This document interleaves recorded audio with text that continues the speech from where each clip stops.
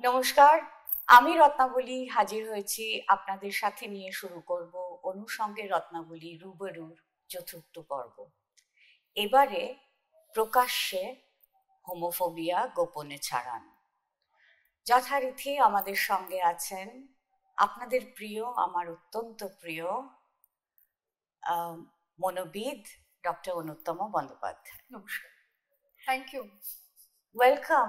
আমাদের প্রচুর চিঠি এসছে, আজকে একটু সময় লাগবে। আমার মনে হয় দর্শক শ্রোতা বন্ধুরা মোটামুটি আমাদের জন্য সেই সময়টুকু এখন বরাদ্দ রাখেন, তাই না? একদম।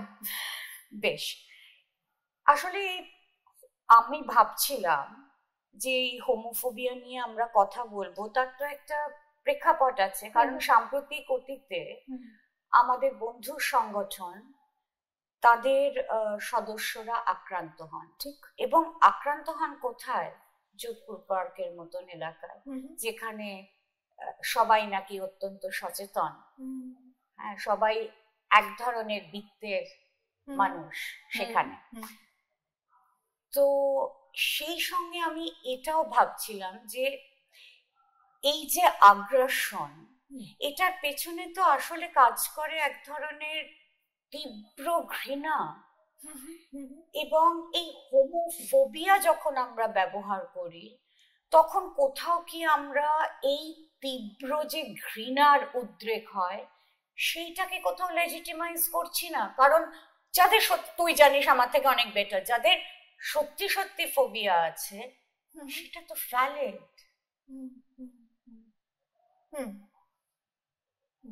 প্লিজ তুই এইটা নিয়ে আমাদের একটুখানি বল।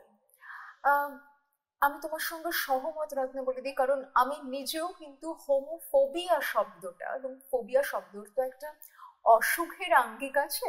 এই যে তুমি ভ্যালিড বলছো, আমি এই ভ্যালিড শব্দটাকেও আরো একটু আমাদের দর্শক শ্রোতা বন্ধুদের জন্য বিশ্লেষণ করতে চাইবো। আমরা জানি যে ফোবিয়ার ক্ষেত্রেও অনেক সময় এমন কিছু বিষয় নিয়ে এমন তীব্র এবং দীর্ঘ মেয়াদী ভয় শুরু হতে পারে আপাত দৃষ্টিতে যার কার্যকারণ পরিপার্শ্বের কাছে স্পষ্ট নয়। ধরা যাক কারো টিকটিকিতে ভয়।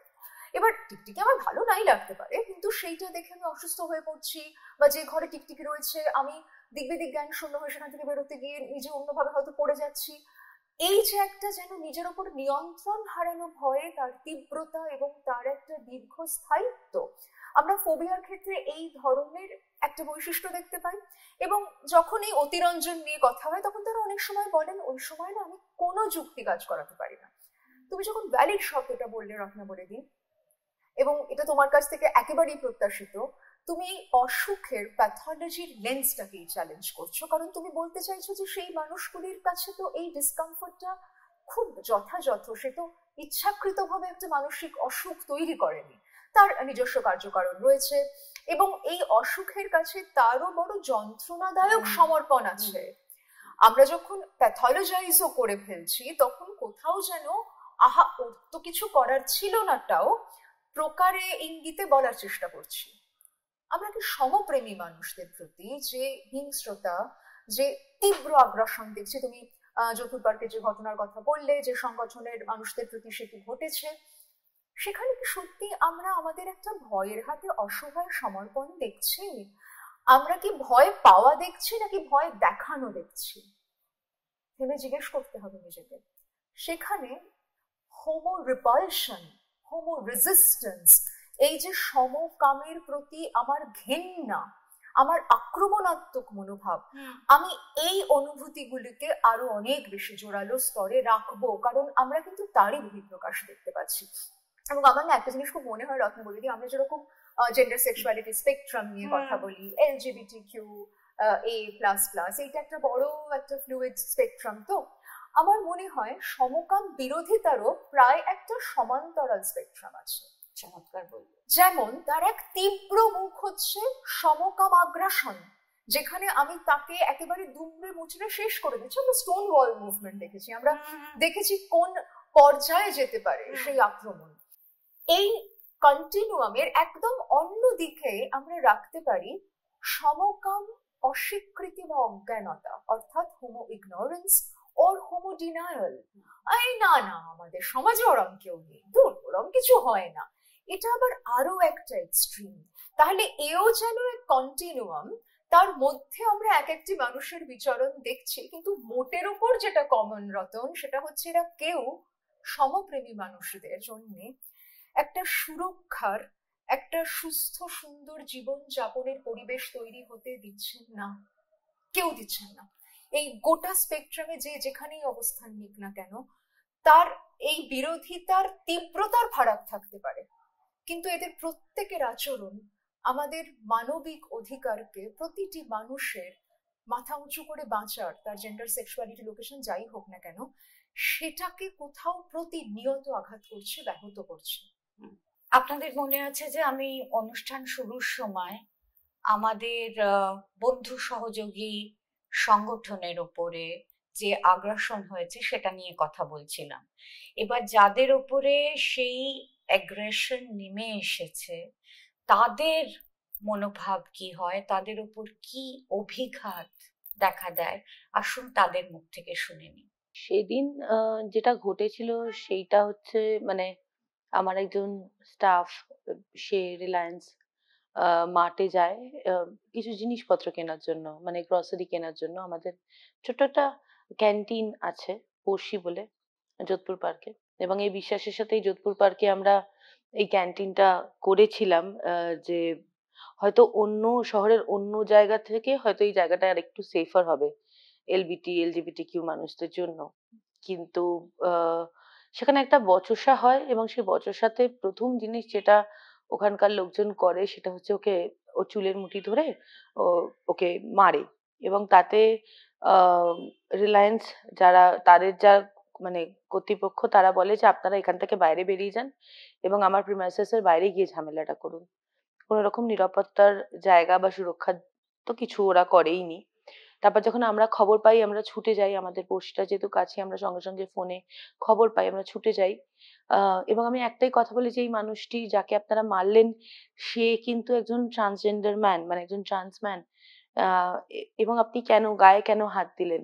ইমিডিয়েটলি আমাদের গায়ে হাত পড়া শুরু করে। আমার একজন কলিগ, একজন কুয়ার উইমেন, তার চুলের মুঠি ধরে তাকে মাটিতে ফেলে মারা হয়।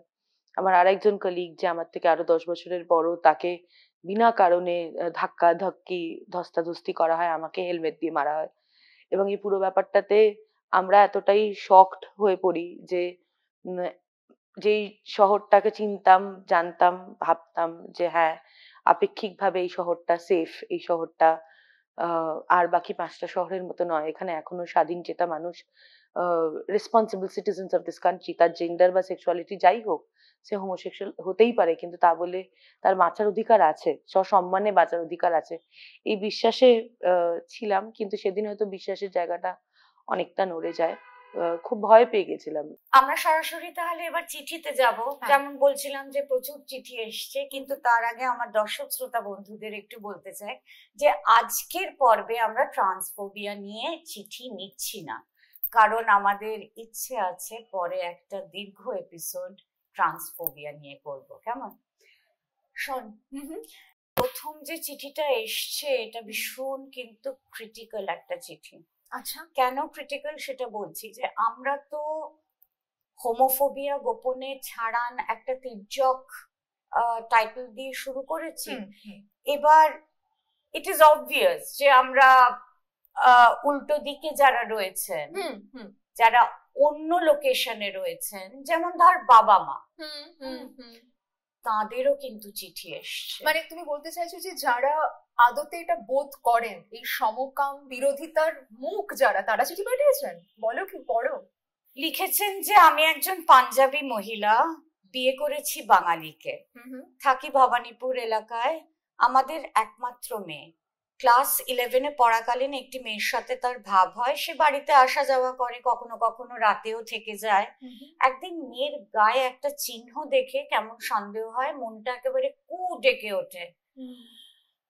মেয়েকে জেরা করে জানতে পারি অন্য মেয়েটি তার প্রেমিক। আমার মাথায় বাজ ভেঙে পড়ে। আমাদের পরিবার গোড়া, সর্বদা ভয় যে জানাজানি হয়ে গেলে কি হবে। আমি স্বামীকে এখনো পর্যন্ত জানাতে পারিনি। এই চিঠি লিখতে গিয়ে এখনো আমার হাত কাঁপছে, আমরা মেনে নিতে পারছি না, আর এসব দেখলে শরীর খারাপ হয়। কেমন একই সঙ্গে আরেকটি চিঠি নিয়ে নিচ্ছে, নাম প্রকাশে অনিচ্ছুক। সে তার আবার একটা ডিসেবিলিটিও আছে, কারণ সে কানে শুনতে পায় না। কেমন তার মা এই সমকামিতা মেনে নিতে পারেননি।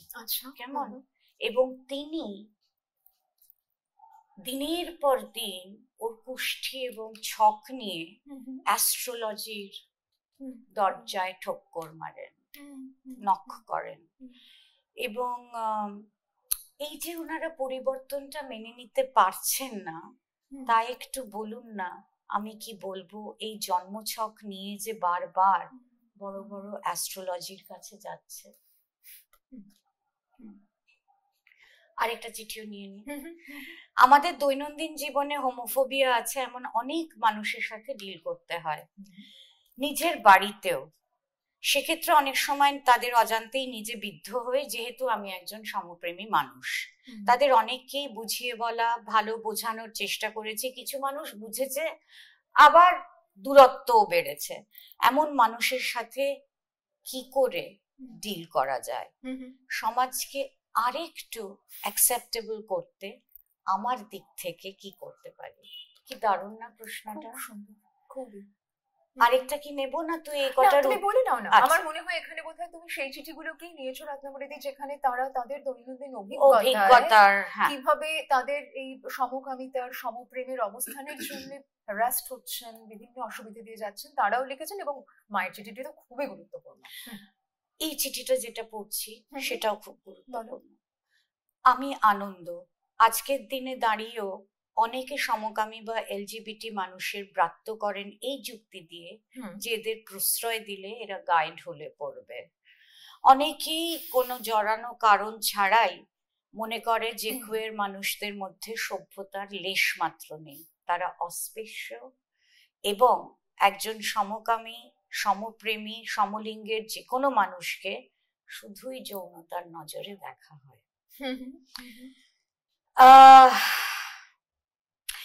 প্রশ্নটা যেটা, যে এই মানুষগুলোকে বোধোদয় করানো কি আদৌ সম্ভব? আবার নাম প্রকাশে অনিচ্ছুক। ম্যাম, আমি একজন সোকল্ড নারীসুলভ সমপ্রেমী মানুষ। এই সমাজে হোমোফোবিকদের বারবারন্তে নিজের অভিরুচিকে নিয়ে ইনফিরিয়র বোধ করছি। আমাকে পাবলিক প্রাইভেট সব স্পেসে হেনস্থার শিকার হতে হয়। ভরা ক্লাসে আমাকে নিয়ে নির্দ্বিধায় অ্যাবিউসিভ হাসি ঠাট্টা করে কিছু জন। টিচারদের কেউ কেউ দেখে ওদের কিছু বলেন না, আবার কেউ বা ওদের সাথে হেসে তাল মেলান, নর্মালাইজ করেন এগুলোকে। ভীষণ রাগ হয় আমার, কিন্তু ওই সময় যেন আমার গলা বুঝে আসে, কিছু বলতে পারি না। যারা এই অ্যাবিউজগুলো করে তারা এতটা নির্মম, অমানবিক কেন? এই অমানুষদের মধ্যে কিভাবে সারভাইভ করব? ওকে, অনেকগুলো চিঠি। আমরা কি মায়ের চিঠিটাকে একটু পরে নিই, শেষে নিবে? হ্যাঁ, আমার মনে হচ্ছে, কারণ যারা এই অভিজ্ঞতাগুলো দিয়ে যাচ্ছেন একটু তাদের বিষয়ে কথা বলি। তারপর যদি আমরা, কারণ ওই চিঠিটার একটা খুব ইউনিক লোকেশন আছে রত্নাবলীদি, এবং আমার মনে হয় তারও মধ্যে যে প্রশ্ন জাগছে, নানান অনুভূতি জাগছে। আমি আপনাকে অনেক ধন্যবাদ জানাবো যে আপনি আমাদের উপরে আস্থা রেখেছেন, যে সেটা আমাদের জানিয়েছেন। কারণ আপনার মতন আরো অনেক মানুষ আছেন যারা আদতে এটাই বিশ্বাস করেন, কিন্তু জনসমক্ষে বলতে পারছেন না। এই অনুষ্ঠান তাদের জন্যেও। আমরা কিন্তু এই অনুষ্ঠানে কারোকেই অপর বলে দূরে ঠেলছি না। এই অনুষ্ঠান সংযোজনের যারা জানাচ্ছেন যে পরিবারের মধ্যে আমার সমপ্রেম নিয়ে, আমার যে সমলিঙ্গের যে সম্পর্ক তাই নিয়ে ভীষণ গোলমাল চলছে, অ্যাস্ট্রোলজি নিয়ে চর্চা চলছে, অ্যাস্ট্রোলজারের কাছে যাওয়া চলছে, এই যে একাডেমিক ইনস্টিটিউশনের মধ্যে গোলমাল, পরিবারের মধ্যে গোলমাল, পরিপার্শ্বের মধ্যে গোলমাল, এই গোলমালের একটা বিরাট অংশে রয়ে যাচ্ছে রত্নাবলীদি। এটা ইনফ্যাক্ট এরিক অ্যান্ডারসন বলে একজন বলেছিলেন, এটা খুব সুন্দর শব্দ। আমরা বড় এক ধরনের হোমো হিস্টেরিক কালচারে বাস করি। হোমো হিস্টেরিয়া বলতে উনি বলছেন যে কালচারে আমাদের হোমোসেক্সুয়ালিটি নিয়ে এত ধরনের আক্রমণাত্মক এবং নমর্থক ভাবনার চর্চা চলে যে মানুষ তার বিষম কামকে বা তার বিষম প্রেমের অবস্থানকে বারবারন্ত করে দেখাতে বাধ্য হয়। আমরা হেটেরোসেক্সিজমকে প্রমোট করছি কারণ যেন সেটি না হতে পারলে বা যেন আমার সন্তান সেটি পালন করতে না পারলে তার একটা বিরাট ক্ষতি হয়ে যাবে।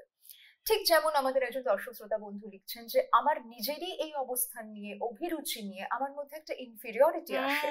আমরা ইনফ্যাক্ট ইন্টারনালাইজড শেমিং নিয়েও কথা বলবো, কিন্তু এই প্রেক্ষিতে বলার ওরও যেরকম চারপাশের এত কটূক্তি, এত মন্তব্য, এত ধরনের আক্রমণাত্মক ঘটনার মুখে দাঁড়িয়ে মনে হচ্ছে যে তাহলে কি আমার মধ্যেই কোথাও একটা কি যেন গোলমাল, এটা যেন আমার আত্মবিশ্বাসকে ক্ষয় করে দিচ্ছে।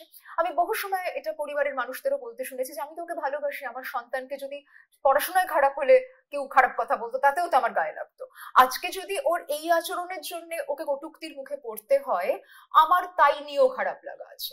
আমি অত শত গে লেসবিয়ান টেসবিয়ান বুঝি না বাবা, ওকে কেউ নিন্দে করলে আমার খুব কষ্ট হয়, যা করলে হয় সেটাও কেন করছে, এই বক্তব্য আমরা শুনি।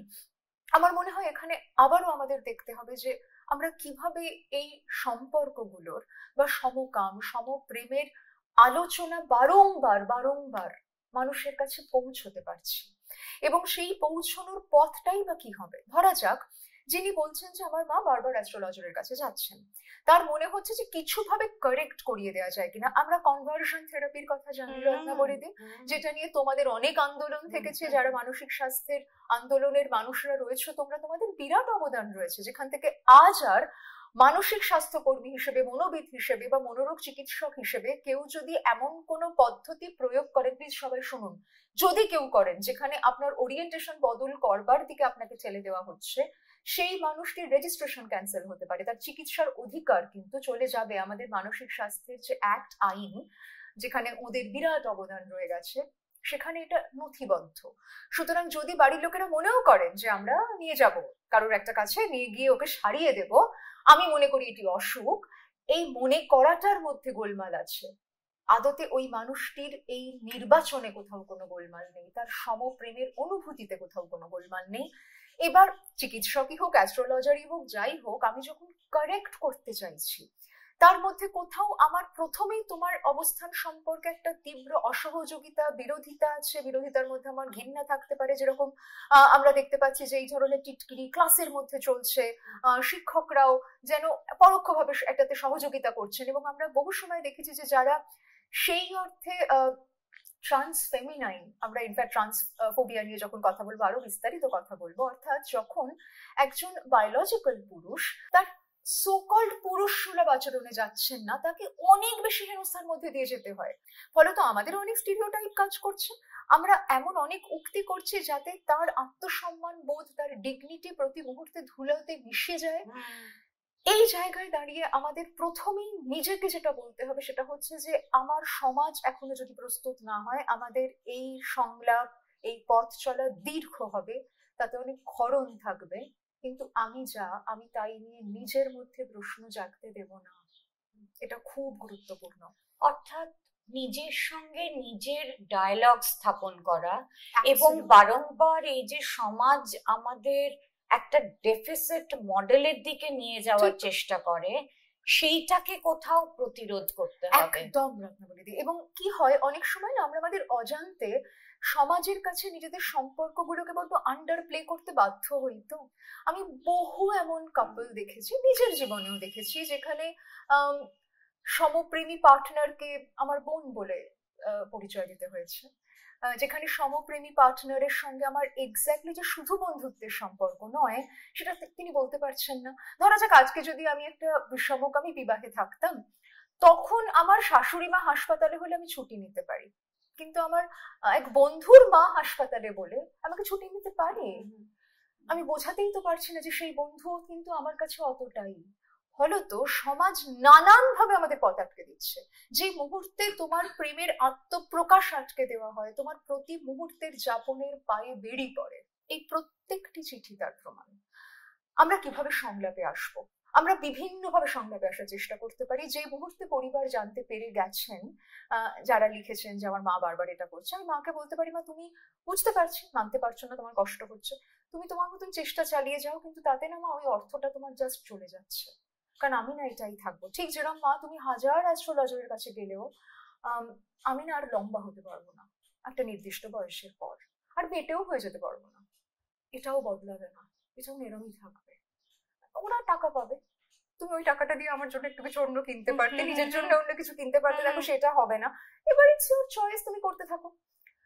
আমরা এরকম অনেক সময় মায়েদের বলতে শুনেছি, বাবাদের বলতে শুনেছি, অভিভাবকদের বলতে শুনেছি যে আমি সব যুক্তি দিয়ে বুঝতে পারছি যে যেটা আমি বলছি ঠিক নয়, তবুও আমি এটাই বলবো।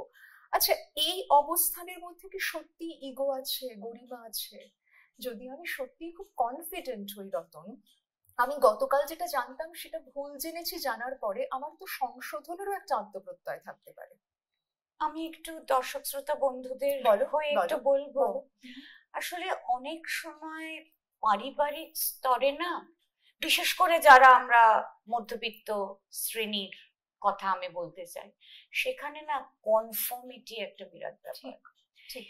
এবং মানে আমি কনফার্ম করতে হয়তো চাই না, আমি চাই না আমার সন্তানও কনফার্ম করুক, কিন্তু তার যে একটা ভার, সেই ভারটা আমি বুকের মধ্যে, মাথার মধ্যে অনুভব করি।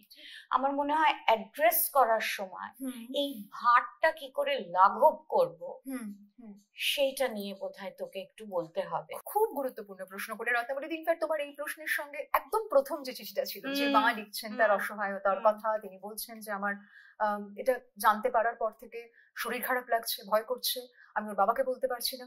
এখানে না আরো একটা দিক আছে রত্নাবলী, মায়েদের ওপরেই তো সবচেয়ে বেশি আঙুল ওঠে। এটাও তো আমাদের সমাজের একটা সত্য। আমরা যখন জেন্ডার সেক্সুয়ালিটি দেখবো, তখন আমরা ফেমিনিজমকেও তো সরিয়ে রাখতে পারি না, তখন আমরা ডিসেবিলিটিকেও তো সরিয়ে রাখতে পারি না। আমাদের তো একটা ইন্টারসেকশনাল লেন্স ব্যবহার করতে হবে, দেখতে হবে তো যে যখন একজন মা বলছেন, তার হয়তো মনে হচ্ছে এটা জানাজানি হলে প্রথমেই বলা হবে যে তোমার পরবরিশ মে কুছ প্রবলেম থি, হতেই পারে। এই যে লিখছেন যে আমি একজন পাঞ্জাবি মহিলা, এই পরিবারে এরকম একটি ঘটনা ঘটেছে, আমি বাড়ির কাউকে বলতে পারছি না, ওর হয়তো কোথাও মনে হচ্ছে যে এই গোটা দোষারোপটা একা মেয়ের উপর শুধু হবে না, আমার উপরেও আসবে। আমার মনে হয় তুমি যে ভারের কথা বলছো, যে দোষারোপের কথা বলছো, আবারও যদি আমরা প্রথমেই নিজের মধ্যে এই ক্ল্যারিটি আনতে পারি যে যখনই কোনো একটা ভিন্নতা আসে, যখনই একটা বদল আসে, তাই নিয়ে প্রতিরোধও আসে, এটা ঠিক। এবং সেইখানে দাঁড়িয়ে এই পথ আমার সন্তানের জন্য সহজ পথ নয়, আমার জন্য সহজ পথ নয়। এবং আমরা সহজ আদতে কোনটাকেই বা বলতে পারি, ধরা যাক ঠিক যে জায়গা থেকে পরিবার অনেক সময় বলে যে ডোমেস্টিক ভায়োলেন্স হলেও বাবা যেভাবে হোক বিয়েটা রাখ, কিন্তু সেই একই উক্তি, কারণ আমরা সেখানেও কনফর্ম করতে চাইছি। আমরা নিজের কাছে যদি এটা একটু প্রশ্ন রাখি যে যে সমাজের কাছে আমার এই দায়বদ্ধতা, সেই সমাজ কি সত্যি রোজ বেল দিয়ে আমার বাড়িতে এসে আমায় হেনস্থা করে, নাকি এই সমাজও আমি আমার মাথায় ধারণ করি? এটা আমারই কি একটা ইন্টারনালাইজড ভয়েস অফ রেজিস্ট্যান্স, যেখানে আমার মনে হচ্ছে লোকে কি বলবে, আমরা যে লোকে কি বলবে বলার মধ্যে আদতে আমি কি বলবোটাও নিহিত রাখছি। এটার সম্পর্কে যদি একটু সচেতন হতে পারি। আমি বহু সময় কিন্তু যখন পরিবার নিয়ে কাজ করেছি এইসব ক্ষেত্রে, আমি তাদের বলেছি আচ্ছা আপনি তো পাশে দাঁড়ান, ধরা যাক বাবাকে বলবো কিনা, মেয়ের সাথে কথা বলি, ও তো এখনো সেলফ ডিসক্লোজার করেনি, ও তো কাম আউট করেনি সো কল্ড, যেখানে ও জানান দেবে পরিবারকে যে আমি কিন্তু একজন সমপ্রেমী মানুষ। যদিও কখনো সেটা বলবে মনে করে, কিভাবে বলবে, কোন সময় বলবে, কাকে বলবে, কতটা বলবে, আমি আপনাকে বলছি যিনি আমাদের চিঠি পাঠিয়েছেন, এটা নিয়ে মেয়ের সঙ্গে কথা বলুন, ওকে আপনার ভয়টাও বলুন, আমার না খুব দুশ্চিন্তা হচ্ছে, আমি না এই ব্যাপারটা নিয়ে জানতে চাই। আচ্ছা তোর মতন আরো যারা আছেন, তাদের মায়েরা কিভাবে, তাদের বাবারা কিভাবে ডিল করছেন, আচ্ছা তাদের পরিবার যদি তাদের পাশে না থাকেন, এমন কোনো সংস্থা আছে যারা সাপোর্ট দেয়, আছে, প্লিজ তাদের সাথে কানেক্ট করুন। ইনফ্যাক্ট আমরা জানি রেইনবো রুম রয়েছে, মহুয়া আমাদের এলাই, আমাদের বন্ধু মানুষ, তিনি কাজ করছেন সমপ্রেমী মানুষদের পরিবারদের সঙ্গে, যাতে তাদের মধ্যেকার এই ভয় নিয়ে তারা গিয়ে একটা সেফ স্পেসে কথা বলতে পারেন। এছাড়া তো সমপ্রেমী সংগঠন তো আছে। আমার মনে হয় সেখানে আমি একা নই, আমার সন্তান একা নয়। আগে আমরা এটা একটু ভাবার চেষ্টা করি। ইনফ্যাক্ট এই মায়ের উদ্দেশ্যে আমার এটাও বলবার আছে রত্নাবলী, শুধু আপনার উদ্দেশ্যে নয়, আপনার মতন আরো অনেকের উদ্দেশ্যে, আমাদের যখনই কোনো কিছু নিয়ে একটা তীব্র অপছন্দ কাজ করে, ইনফ্যাক্ট আমরা সাইকোডাইনামিক থিওরিজে আনকনসিয়াস বায়াস নিয়ে পড়াশোনা করেছি, যেখানে কেন অপছন্দ হচ্ছে অত জানি না বাবা, কিন্তু ভালো লাগে না, কোথাও একটা স্বতঃস্ফূর্ত মূল্যায়ন চলে আসে যে এটা বাতিলের খাতায়, ওটা পছন্দের খাতায়। নিজেও ভেবে দেখি না কি কার্যকারণ। আমি আপনাদের প্রত্যেককে বলবো সমকাম, সমপ্রেম নিয়ে, এমনকি রূপান্তর কাম নিয়েও যখন আলাদা পর্ব করবো সেখানেও এই প্রসঙ্গ উঠবে। আমরা যখন বাতিলের খাতায় পাঠাচ্ছি, ঘেন্নার খাতায় পাঠাচ্ছি, শুনতে গিয়ে মনে হচ্ছে শরীর খারাপ করে যাচ্ছে, আদতে আমরা যে ছকে গোটা পৃথিবীকে দেখেছি, সমাজকে দেখেছি, নিজের জীবনকে দেখতে চেয়েছি, তার বিকল্প কিছু বা তার থেকে অন্যরকম কিছু বলেই কি আমার এত অস্বস্তি, আমার এত ইনসিকিউরিটি, আমার এত আপত্তি? আচ্ছা, সমস্ত কিছুই তো পরিবর্তনশীল। আমরা তো কত কিছু একটা সময় জীবনে আমাদের অঙ্গ হিসেবে পাইনি, আজ পেয়েছি। এটা তো ছিল না ছোটবেলায়, এখন তো পেয়েছি। তো যেরকম টেকনোলজির বদল আমরা জানতে পারি, ঠিক তেমনি সম্পর্কের কাঠামো, তার চারিত্রিক বৈশিষ্ট্য, বিভিন্ন লিঙ্গ পরিচয়ের মানুষের মধ্যে সম্পর্কের রসায়ন, এই সমস্ত কিছুর মধ্যেই বদল আসতে পারে। আমি এটা বলতে পারি যে আমি এটা জানি না, আমার এই মুহূর্তে শুনে একটু অ্যাংজাইটি হচ্ছে, এইগুলো বলারও সেফ স্পেস আমি মনে করি আমাদের থাকা দরকার। অ্যাংজাইটি যেটা জানি না নিয়েই তো হয় Ratnavali. Information reduces anxiety, information নিয়ে আমরা, এবং যারা এই ধরনের হ্যারাসমেন্টের মধ্যে দিয়ে, মাইক্রো অ্যাগ্রেশন দিয়ে যাচ্ছেন, মাইক্রো হ্যারাসমেন্টের মধ্যে দিয়ে যাচ্ছেন, তার না অনেক ধরন থাকে। যেরকম কেউ একজন বলছেন যে শিক্ষা প্রতিষ্ঠান এটার মধ্যে দিয়ে যাচ্ছি। আমি না একটা ঠাট্টার কথা বলি। আমি ব্যক্তিগত জীবনে একটা মনে আছে, সবাই মিলে একসঙ্গে বসে লাঞ্চ করা হচ্ছে একটা অফিস স্পেসে। তো সেখানে দুজন নারী তারা পরস্পরের গায়ে হাসতে হাসতে ঢলে পড়ছে। তো তখন কেউ একটা সেটা নিয়ে খুবই চটুল এবং খুবই অবমাননাকর ঠাট্টা করেছেন যে তোদের তো আবার ওইরম মনে হচ্ছে। সেখানে একজন বলছেন, না please, I am normal. This is definitely micro discrimination. এই মুহূর্তে ওই ঘরে আরো যারা রয়েছেন তাদের মধ্যে যদি কোনো সমপ্রেমী মানুষ থাকেন, তার কিন্তু বিরাট বিঁধবে।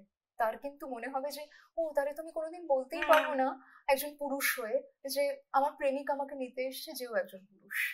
আমায় বলতে হবে আমার বন্ধু নিচে দাঁড়িয়ে আছে। এই যে প্রতিনিয়ত কণ্ঠরোধ, শব্দ রোধ, বাক্য রোধ, আমাদের ওইখানে কোথাও আমার মনে হয় রত্নাবলী ছোট ছোট রেজিস্ট্যান্স তৈরি করতে হবে। আমি দুটো জিনিস ভাবছিলাম তোর কথা শুনতে শুনতে। একটা হলো যে ছোট ছোট রেজিস্ট্যান্স তৈরি করতে হবে, অর্থাৎ আমাদের মাঝে মাঝে ফোঁস করতে হবে, তাই তো? একদম। 2 নম্বর কিভাবে করতে হবে তো আমি একটু এখানে বলতে চাই। ধরা যাক এই সিচুয়েশনে কেউ যদি বলে, ওমা অ্যাবনর্মাল নর্মাল আবার কি সব কথা বলিস, জানিস না সবাই যে কোনো ধরনের সম্পর্কিত থাকতে পারে, এটা আবার কিরকম কথা হলো, অদ্ভুত। একটা ছোট্ট ইন্টারভেনশন, হাসতে হাসতে হলেও একটা ছোট্ট ইন্টারভেনশন, কারণ পলিটিক্যাল কারেক্টনেস আমাদের সহজাত নয়। এমনও যদি হয় যে তিনি মনে মনে হয়তো এখনো মনে করেন ব্যাপারটা অ্যাবনর্মাল, আচ্ছা বলাটা বন্ধ করুন। প্রথমে আপনার বাহ্যিক আচরণই না হয় চেঞ্জটা আনলেন, তাতে অন্তত আপনার সঙ্গে যারা আছেন তাদের আঘাতটা তো কমে। তারপরে আপনি আপনার ভেতর নিয়ে কাজ করবেন। ভেতর নিয়ে কাজ করলেন কিনাও আমি ছেড়ে রাখলাম আপনার উপর, কিন্তু আপনার একটা ভুল ধারণা, ভ্রান্তি, আপনার একটা ব্যক্তিগত ঘৃণা, যার আপনার কাছে কারণ থাকতে পারে কিন্তু আদতে কিন্তু তার কোনো বিজ্ঞানসম্মত কারণ নেই, তার দরুন অন্য মানুষের অসুবিধে আমরা কেউ তৈরি করতে পারি না। রেজিস্ট করতে হবে। 2 নম্বর আমি ভাবছিলাম যে বিশেষ করে পাঞ্জাবি মহিলার চিঠিটার প্রেক্ষাপটে যে আমরা অ্যালায়েন্স তৈরি করতে পারি কিনা। কারণ অ্যালায়েন্স শব্দটা আমরা মানে ভীষণ বৃহত্তর অর্থে সবসময় ব্যবহার করি। মানে সংগঠনে সংগঠনে অ্যালায়েন্স হবে, মুভমেন্টে অ্যালায়েন্স হবে। Alliance can be between 2 individuals. It can be between you and me. So এই অ্যালাইশিপটা আমরা কি করে তৈরি করব? ঠিক, একদম। এবং মানে মা মেয়ের তো একটা অ্যালাইশিপ হতে পারে। ঠিক ঠিক ঠিক, অ্যাবসলিউটলি। ও অ্যাবসলিউটলি রত্নাবলী। ইনফ্যাক্ট এই শিক্ষা প্রতিষ্ঠান বলতে মনে পড়লো জানো যে আমি নিজে একটা সময় একটা শিক্ষা প্রতিষ্ঠানে ছিলাম, যেখানে একজন মানুষকে বিভিন্নভাবে, একজন ফ্যাকাল্টি মেম্বার, একজন শিক্ষক, এই ধরনের কটূক্তি, একটা চটুল রসিকতা, এক ধরনের একাডেমিক বুলিং এর মধ্যে দিয়ে নিয়ে যাচ্ছিলেন। কারণ তিনিও, এই আমাদের একজন দর্শক শ্রোতা বন্ধু যেমন লিখেছে যে আমি কিছুটা মেয়েলি পুরুষ বলে আমাকে এই ধরনের আচরণের মধ্যে দিয়ে যেতে হয়, তো তার ক্ষেত্রেও সেটা ছিল। ক্লাসের মধ্যে ডিসিশন নেওয়া হয় যে যখন এই শিক্ষক এই ধরনের ঠাট্টা করবেন ওকে টার্গেট করে, আমরা কেউ হাসবো না, আমরা প্রত্যেকে ওই শিক্ষকের দিকে সোজা চোখে তাকিয়ে থাকবো। That was the voice of resistance. এবং তিনি 2-3 বার এটা করার পরে দেখলেন যে আমার এই যে এক ধরনের পারফরমেন্সের প্লেজার আমি নেওয়ার চেষ্টা করছি এই মানুষটিকে আঘাত দিয়ে, সেটা কিন্তু একেবারে ধুলোয় মিশে যাচ্ছে, কারণ কোনো পারফরমেন্সই হচ্ছে না, কেউ এটাতে অংশ নিচ্ছে না। আমরা কি এই ধরনের অভব্য রসিকতায় হাসা বন্ধ করতে পারি? অন্তত আমার ঘরে যদি অন্তত হয় সেখানে হাসবো না। এমনও যদি হয় যে এমন একজন করছেন, আমি হয়তো উঠে দাঁড়িয়ে প্রতিবাদ করতে পারছি না, হয়তো সেই সোশ্যাল সিচুয়েশনটা নয়, তার হয়তো কিছু প্রোটোকল রয়েছে, স্টপ লাফিং। তার দিকে আমার একটা বিরোধিতার চাউনি থাকুক। বিরোধিতার চাউনি মানে এক্ষুনি ঘুষি মারবো দেখানো নয়, সোজা তাকান। আপনার তাকানোর মধ্যে দিয়ে আপনি জানান দিতে পারেন আমি এটাকে সমর্থন করি না। এবং সেটা পরিবারের মধ্যেও হোক, পরিবারের মধ্যে মা, কাকিমা, বাকিরা যারা আছেন তারা তাদের মতন করে পাশে দাঁড়ান। আমি আমার সন্তানের পাশে দাঁড়াচ্ছি। এবারে না এই অ্যালাইশিপ থেকে মানে আরেকটা জায়গায়, ক্রিটিক্যাল জায়গায় আমি একটুখানি তোর ইন্টারভেনশন চাইবো। সেটা হলো যে আমাদের অনেক চিঠি এসছে যেখানে এক ধরনের ইন্টারনালাইজড হোমোফোবিয়া আছে।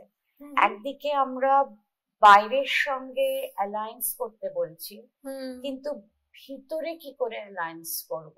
ভিতরে তো আমার অনেক আমি বাস করে, তার সঙ্গে আমি কি করে অ্যালায়েন্স করব? এই নেক্সট চিঠিটা সেই জন্য ভীষণ ক্রিটিক্যাল। এখানে উনি লিখছেন যে আমার বয়স 30, আমি একটি মাল্টিন্যাশনাল কোম্পানিতে কাজ করি, আমার স্ত্রী ও সন্তান রয়েছে। আমি স্কুলে পড়াকালীন মেয়েলি ছেলে দেখলেই মজা করেছি, টিটকিরি দিয়েছি। এরপর কোম্পানি রিট্রিটে গিয়ে আরেকটি পুরুষের প্রতি আকৃষ্ট বোধ করি, তার সঙ্গে আমার একটা সম্পর্ক তৈরি হয়, এমনকি শারীরিক সম্পর্কও তৈরি হয়। আমার এখন মনে সারাক্ষণ দ্বন্দ্ব হয়, নিজেকে পাপী মনে হয়, এবং বারবার এটাও মনে হয় যে ছেলেতে আবার সম্পর্ক কিসের? আমার তো ছোটবেলায় থেকেই এসবের প্রতি একটা ঘৃণা কাজ করেছে। আমি ভালো নেই, কাজের ক্ষতি হচ্ছে, মন থেকে মেনে নিতে পারছি না। এটা একটা চিঠি। আরেকটা চিঠি পাঠিয়েছেন, আবারও নাম প্রকাশে অনিচ্ছুক। আমার বয়স 23, আমি একজন সমপ্রেমী পুরুষ। বছর 2 আগে আমি আমার এই যৌন অভিরুচি সম্পর্কে স্বচ্ছ ও নিশ্চিন্ত হয়েছি। তবে এ কথা স্বীকার করতে দ্বিধা নেই যে আমি নিজেই আগে যখন নিজের অবস্থান সম্পর্কে এতটা নিশ্চিত ছিলাম না, তখন এহেন ভিন্ন যৌনতার পরিচয়বাহী মানুষের বিশেষ সহানুভূতির চোখে দেখতাম না। বলা ভালো, আমার অপরিণত জ্ঞানের কারণে কিঞ্চিৎ তাচ্ছিল্যের বোধও হয়তো ছিল। তবে এখন নিজেকে যখন সেই একই যৌন অবস্থানে আবিষ্কার করেছি এবং পরিপার্শ্বের এই ট্রোল সর্বস্ব সমাজে সঙ্গে প্রতিনিয়ত চলছি, তখন বড় আহত ও শ্রান্ত মনে হয় নিজেকে। অতীতের ভুল ভাবনার ট্রমা ছাড়াও এই ভিন্ন যৌনতার পরিচয় ধেয়ে আসে অজস্র কদর্য কটাক্ষের সঙ্গে যুঝে উঠতে পারার চিন্তা ঘিরে ধরে মাঝে মধ্যে। ঠিক আছে, এবারে যে প্রশ্নটা সেটা হলো এই যে ব্যক্তিগত জীবনে তেমন কোনো সঙ্গী এখনো হয়ে ওঠেনি, ফলত এই দুর্বল মনোভাব আমাকে আরো ঘিরে ধরে। এর থেকে মুক্তির উপায় কি আছে? যদি তা থাকে তবে তা জানালে বাধিত হব। এই ইন্টারনালাইজড হোমোফোবিয়ার যে চিঠি এসেছে রত্নাবলীদি, এটা ইনফ্যাক্ট আমাদের বহুদিনের একটা এজ ওল্ড সাইকোডাইনামিক থিওরিকেও কোথাও যেন পরোক্ষভাবে একটু সাপোর্ট দেয়, যারা মনে করতেন যে এই হোমোফোবিক রিয়াকশনস আসলে আসে তার নিজের ভেতরের অস্বীকৃত অর্থাৎ ডিনায়ার্ড হোমোসেক্সুয়াল ইম্পালসেস থেকে। অর্থাৎ আমি নিজেই মানতে পারছি না যে আমার মধ্যেও এই সমকামিতা আছে, মানতে পারছি না বলেই বাইরে যখন কারুকে সেই ধরনের সম্পর্কের মধ্যে দেখতে পাচ্ছি আমি যেন সেখানে রেড়ে করে উঠছি, কারণ আদতে আমার নিজের ভেতরকে নিয়েই আমার একটা রেড়ে করে ওঠা আছে। এটা একটা তত্ত্ব, একটা সময় হোমোফোবিয়া কেন তার আলোচনায় উঠে আসতো। আমি এটাতেই একেবারে স্থির এমনটি বলতে পারি না, আমি বলবো না যে এটাই একমাত্র কারণ, কারণ আমার কাজ করতে গিয়ে অনেক সময় মনে হয়েছে মানুষের মন নিয়ে আমার দীর্ঘ কাজ করার অভিজ্ঞতায় যে এটাও বোধহয় একমাত্র কারণ নয়। এখানে যে ঘটনাগুলি ঘটছে সেখানে আবারও আমরা এতদিন নিজের আমিটাকে ঠিক যে চোখে দেখেছি এবং সমকামিতা নিয়ে সমাজের অন্য মানুষদের সঙ্গে দলে ভিড়ে যাওয়ার যে একটা ক্ষমতার লোকেশন দেখেছি, যেন মনে হচ্ছে আমার ক্ষমতা থেকে নেমে আসা হলো। কারণ বিষমকামের ওই যে একটা হেটেরোসেক্সুয়ালের পাওয়ারের হেজিমনি আছে, হেটেরোসেক্সিস্ট পাওয়ারের হেজিমনি আছে, এ যেন আমার অবতরণ রত্নাবলীদি। ফলত আমার নিজের এই সমকামিতার যে একটা মুখ আমি দেখতে পেলাম, আমি সেটাকে দেখে নিজেই সেখানে আটকে উঠছি, কারণ এই আমিটা তো আমার পরিচিত আমি নয়, এবং এ আমি খুব সমাদৃত আমিও নয়, এ আমি খুব ক্ষমতাসীন আমিও নয়। আমার সেখান থেকে আদতে যন্ত্রণা। আমাদের কনফর্মিটি আদতে ভালো লাগে, কারণ কনফর্মিটি আমাদের অনেক সুবিধে দেয়, একটা স্বস্তি তো অবশ্যই দেয়। নিশ্চয়ই আমাদের কারুর সংখ্যালঘু হতে ভালো লাগে না রত্নাবলীতে, তাই জন্যই তো আমাদের মাইনরিটি প্রোটেকশনের আইন আনতে হয়। মাইনরিটির ফিলিং, আদারাইজেশনের ফিলিং, অপরায়ণের বোধ, ওরা সবাই এক জায়গায়, আমি ওদের থেকে একদম ছিটকে যাওয়া একটা মানুষ, আমাদের কারুর ভালো লাগে না ভাবতে। এখানে সেইটারও একটা দিক রয়েছে। এবার যেটা আমি প্রথম জনকে বলবো, যিনি এটি সম্পর্কে গেছেন এবং বিবাহে আছেন, নিজেকে নিয়ে ভীষণ পাপ বোধ করছেন, আপনার মধ্যে অনেকগুলি অনুভূতি একসঙ্গে কাজ করছে। তো কোথাও একটা কমিটেড সম্পর্ক, বিবাহ, তারপরে একটা সম্পর্ক স্থাপিত হচ্ছে, তাও আবার এমন লিঙ্গ পরিচয়ের একজন মানুষের সঙ্গে যিনি আপনার সঙ্গে সমলিঙ্গের, ফলত সেটা নিয়েও আপনার মধ্যে অনেক কিন্তু কিন্তু বাধা আছে। ধরা যাক যদি আপনার সঙ্গে অন্য কারুর সম্পর্ক হতো যেটা একটা বিষমকামেরই সম্পর্ক বিবাহে থাকাকালীন, আপনি কিভাবে সেটা দেখতেন? আমি মনে করি সেটা একটা আলাদা লেন্সে একটু ফেলে দেখি, এবং আমার এই হোমোসেক্সুয়াল অ্যাটাচমেন্টটাকেও আমি একটা আলাদা লেন্সে ফেলে দেখি। দুটোর মধ্যেই নিঃসন্দেহে জটিলতা আছে, নিজের কাছে নিজের এই উন্মোচনের কিছু ভার আছে, কিছু দুশ্চিন্তা আছে। পাপ নেই, পাপ নেই। আগে নিজের মনের সঙ্গে সেই জায়গাটাতে সংলাপে আসুন। আপনি আপনার নিজের গতকালের আমির প্রতি অন্যায় করবেন বলে নতুন করে এই পুরুষটির প্রতি আকৃষ্ট হননি। সকালবেলা উঠে ভাবেননি এবারে রিট্রিটে গেলে ঠিক কি করলে বউকে টাইট দেওয়া যায় বলেও প্রেমে পড়েননি। ঘটেছে, ঘনিষ্ঠতা এসেছে, তখন কোনো এক কারণে সে বাঁধ দেওয়া যায়নি, কিন্তু তার অনেক জটিলতা আছে। সত্যি সেটা নিয়ে এবার আমি জীবনে কি করব? আমি কি তাহলে পুরুষদের প্রতি শুধু আকৃষ্ট, নাকি নারী পুরুষ উভয়ের প্রতি আকৃষ্ট? এটা কি আমার বাইসেক্সুয়ালিটির প্রথম উন্মোচন?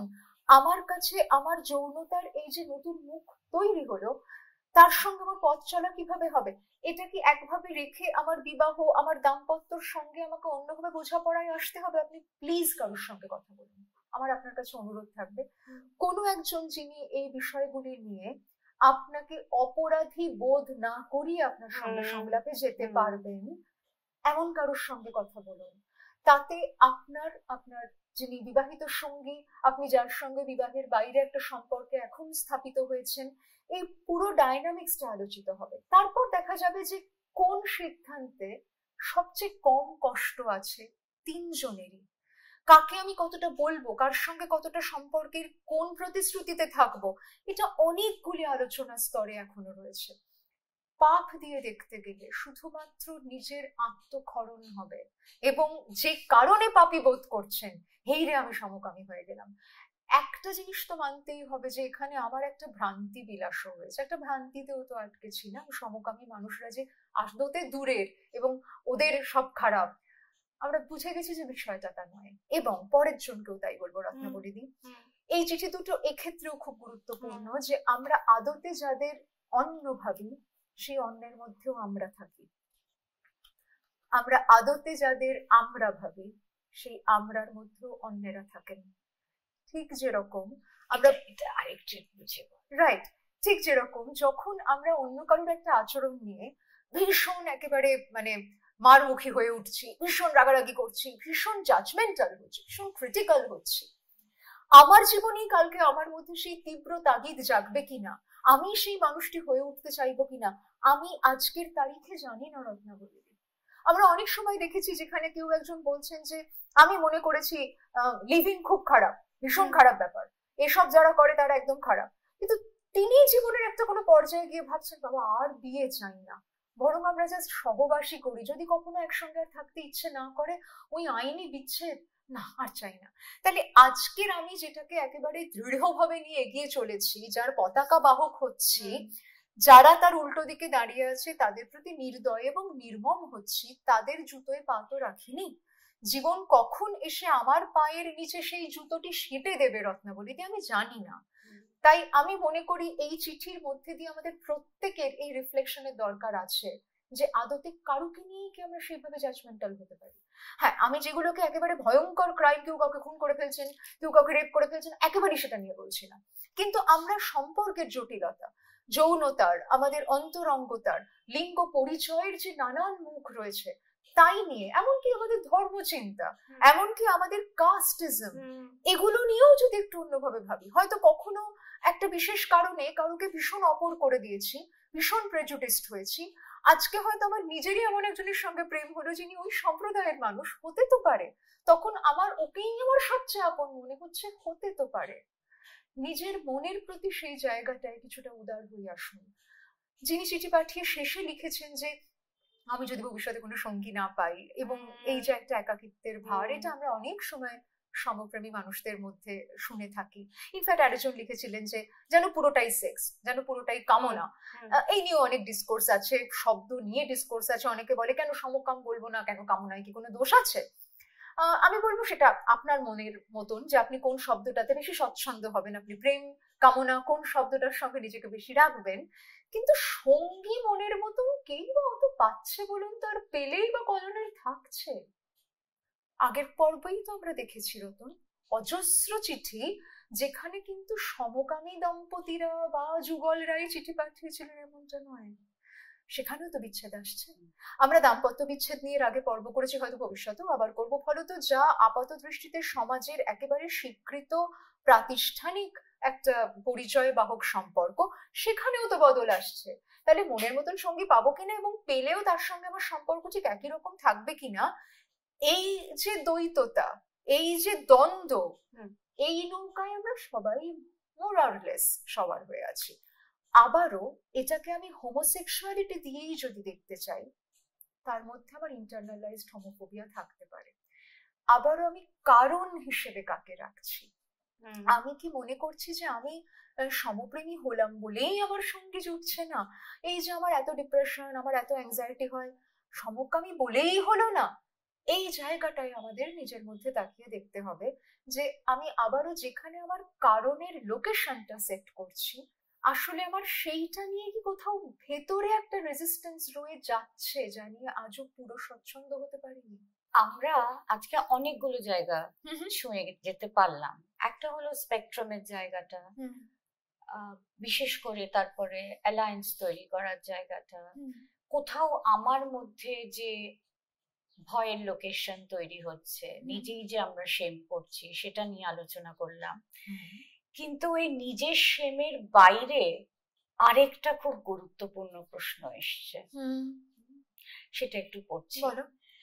নমস্কার, যে কোনো ভনিতা ছাড়া মূল বিষয়ে আসার চেষ্টা করি। আমি একজন সমকামী পুরুষ, এবং আমার এই উপলব্ধি একটি সময় আমার অস্বস্তির কারণ হলেও আমি নিজেকে এখন গ্রহণ করেছি, এবং ঈশ্বরের আশীর্বাদে একজন মানুষকে আমার পাশেও পেয়েছি। আমি বর্তমানে একটি প্রফেশনাল কোর্সে অংশগ্রহণ করেছি। রনিত নস্কর প্রশ্ন করছেন কিভাবে আমার মা বাবাকে এই বিষয়ে বলতে পারি, আমি কোন পদ্ধতি অবলম্বন করে বলতে পারি। আমি কি যখন পুরোপুরি প্রফেশনাল হয়ে যাব, এস্টাবলিশড হয়ে যাব, তখন কি মা বাবার সাথে আমার কথা বলা উচিত? এই সম্পর্কে উপদেশ দিলে খুব উপকৃত হব। ধন্যবাদ রনিত, আপনার প্রশ্নের জন্য অনেক ধন্যবাদ। আমরা প্রায় বোধহয় আমাদের পর্বের শেষে আসছি রত্নাবলীদি। এইটা সেদিক থেকেও খুব গুরুত্বপূর্ণ প্রশ্ন, কারণ আমরা তো একটা পজিটিভ নোট রাখার চেষ্টা করি। হলো তো এতটা পথ চলা, পরিবারের মধ্যে তারা নিজেদের সঙ্গে কিভাবে কথোপকথনে আসবে, নিজের মধ্যে নিজের সঙ্গে কথোপকথন, কিন্তু তারপর যখন জানান দেওয়া সেইটা নিয়ে প্রশ্ন, এবং যেটাকে আমরা খুব ফর্মালি কামিং আউট বলে থাকি, ডিসক্লোজারের প্রশ্ন। এটা রনিত আমার আপনাকে বলার যে আপনার পরিবার, আপনার অভিভাবকদের সঙ্গে, মায়ের সঙ্গে, বাবার সঙ্গে কি ধরনের সম্পর্কের রসায়ন আছে আপনাদের পরিবারে অন্য কোনো বিষয় যেগুলো হয়তো একটু আনকমফোর্টেবল টপিক, আনপ্লেজেন্ট ডিসকাশন, সেগুলো যখন এর আগে আপনি হোল্ড করেছেন তাদের সঙ্গে, কোন সময়ে করেছেন, কিভাবে করেছেন, কাকে আগে বেছেছেন, বাবাকে না মাকে, নাকি তাদের কাছে অন্য কারোর মারফত পৌঁছেছেন, একটু ভেবে দেখুন তো। এমন যদি হয় যে না না না দিদি ওরকম কোনো ঘটনা জীবনে ঘটেনি, এই প্রথম এমন একটা কিছু জানাতে চলেছি যেটা নিয়ে ওদের আপত্তি হতে পারে, কারণ এতদিন অবধি আমি খুবই তাদের কাছে একেবারে শান্তশিষ্ট বাধ্য মানুষ হয়েই ছিলাম। বেশ, তাও যদি হয়, আমি জানান দেওয়ার মধ্যে দিয়ে আদতে কি পেতে চাইছি, এই প্রশ্নটাও নিজের কাছে রাখি। সমর্থন। বেশ, আমি যদি সমর্থন না পাই রত্নাবলীদি, তখন আমি কি করব? তাই না? কারণ এই যে একটু আগে আমরা আলোচনা করলাম রনি, যে অন্যজন আমার ভিন্নতাকে, আমার তার মতো না হওয়াকে পছন্দ করবে কিনা, সমর্থন করবে কিনা, এ কিন্তু আমাদের নিয়ন্ত্রণে নেই। আসলে তবু বাবা মা তো ইচ্ছে করে, ভালোবাসা পেতে ইচ্ছে করে।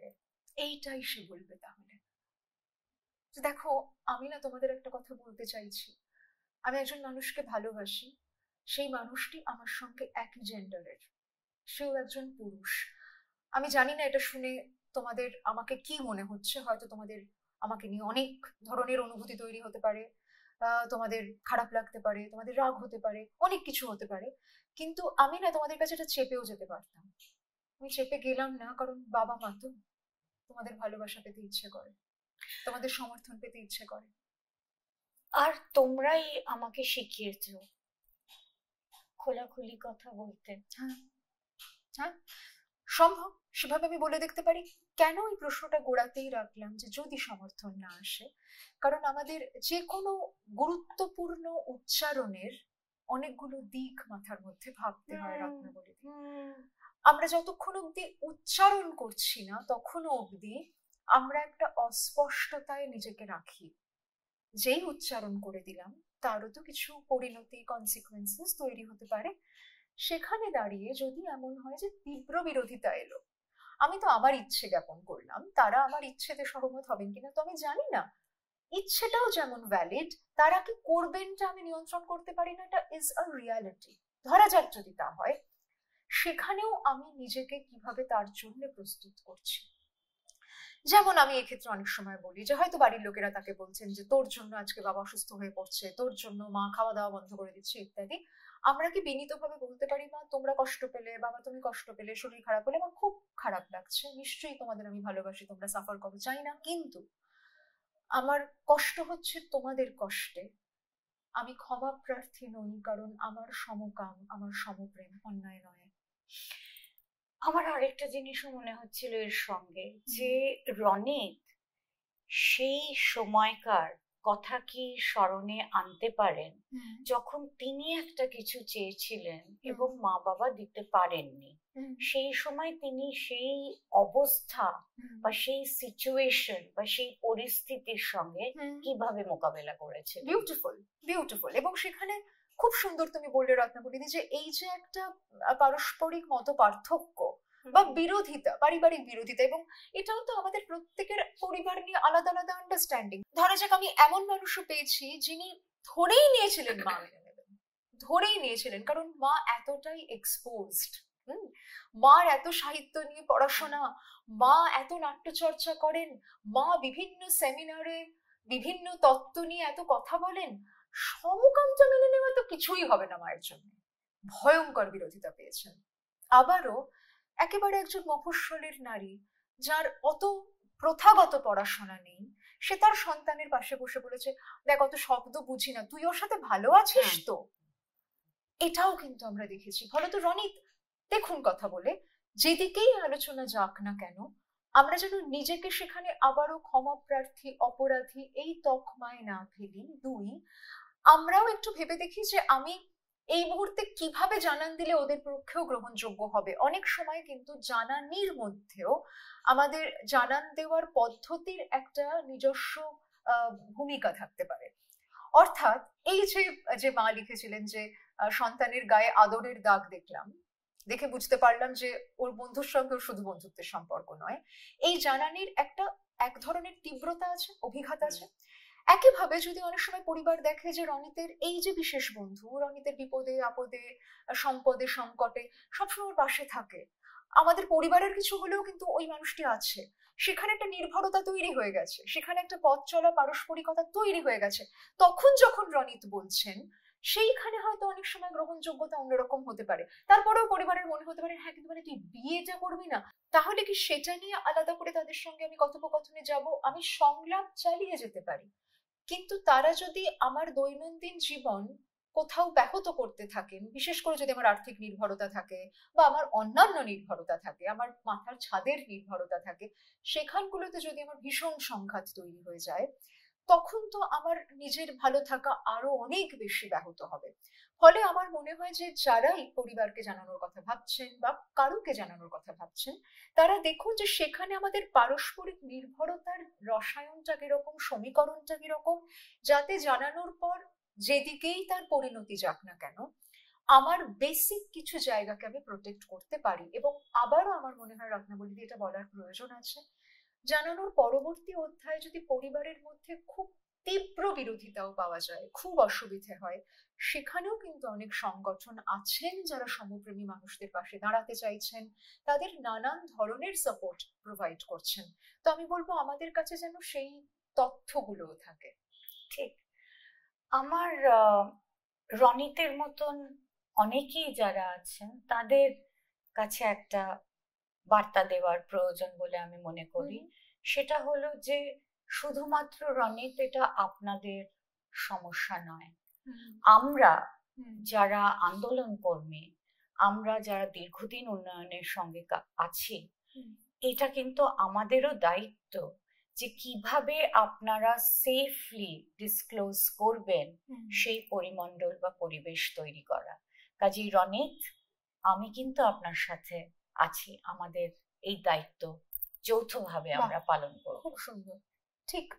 এবং নিজের মধ্যে যেহেতু রনিত জানিয়েছেন যে আমি আমার অবস্থান নিয়ে খুব স্পষ্ট, আমার মনে হয় সেইখানে উপনীত হওয়াটাই সব থেকে বেশি গুরুত্বপূর্ণ রত্নাবলী। কারণ আমরা তো আমাদের অনেক আত্মদ্বন্দ্বের চিঠিও পড়লাম, নিজেকে নিয়ে কোথাও একটা হীনন্মন্যতার দিকও দেখতে পেলাম। ফলে যখন আমি বুঝতে পারছি না আমি নিশ্চিত, এবং আমার সঙ্গী থাকলেও নিশ্চিত, সঙ্গী না থাকলেও নিশ্চিত, আমি কোন জীবন কোন ধরনের সম্পর্ক চাইনি, আমার কাছে একটা সম্যক ধারণা আছে। আমার যখন পরিবারের প্রতি, মা বাবার প্রতি ভালোবাসা এবং আমার প্রেমের যে সম্পর্ক, তার মধ্যে একটা সংঘাত তৈরি হয়, আমি যদি এও বলি যে আমি তোমাদের কারুকেই বেছে নিলাম না, কারণ আমি দুজনকেই ভালোবাসি, এবার বেছে নিতে হয় তোমরা নাও, আমি বল তার কোটে ঠেলব। আজকে তাহলে এখানেই শেষ করে। নিশ্চয়ই আপনারা সবাই খুব ভালো থাকবেন, আর আমাদের জানাতে ভুলবেন না যে আজকের এই পর্ব আপনাদের কেমন লাগলো।